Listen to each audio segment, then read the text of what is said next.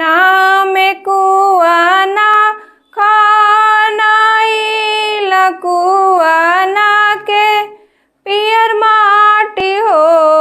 ललना जाई के जगावना का लिया मैया जाना मेला सेवा कहो हे ललना जाई के जगावना का लिया मैया जाना मेला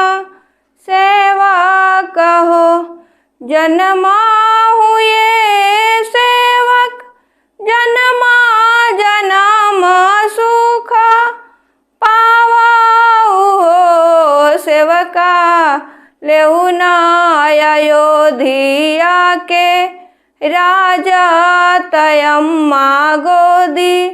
बेलसाहु हो ललना लेहुना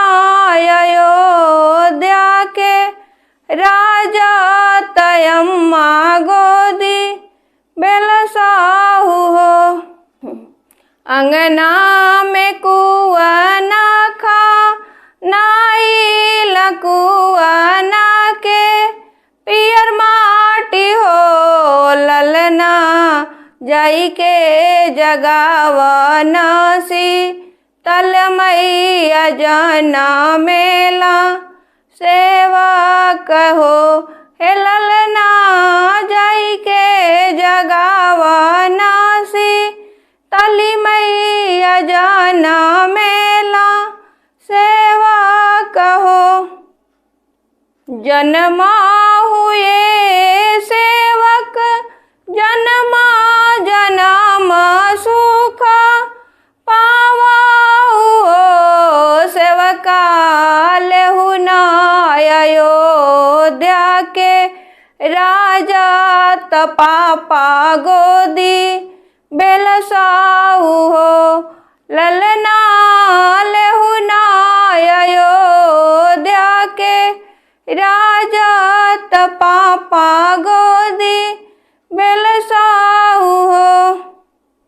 अंगना में कुआना खा नाई लकुआना के पियर माटी हो हे ललना जाई के जगावना दुर्गा मैया जाना मेला सेवा कहो हे ललना जाई के जगावना दुर्गा मैया जाना मेला सेवा कहो जन्मा हुए सेवक जन्मा जन्म सुख पावा हो हे सेवका लेहुना अयोध्या के राजा चाचा गोदी बेलसाहु हो हे ललना लेहुना अयोध्या के राजा चाचा गोदी बेलसाहु हो अंगना में कुआना खा नाई लकुआना के पियर माटी हो हे ललना जाई के जगावना सा तो बहिन जाना मेला सेवा कहो हे ललना जाई के जगावना सा तो बहिन जाना मेला सेवा कहो जन्मा हुए सेवक जन्मा जन्म सुख पावा हो हे सेवका लेहुना अयोध्या के राजा चाची गोदी बेलसाहु हो हे ललना लेहुना अयोध्या के राजा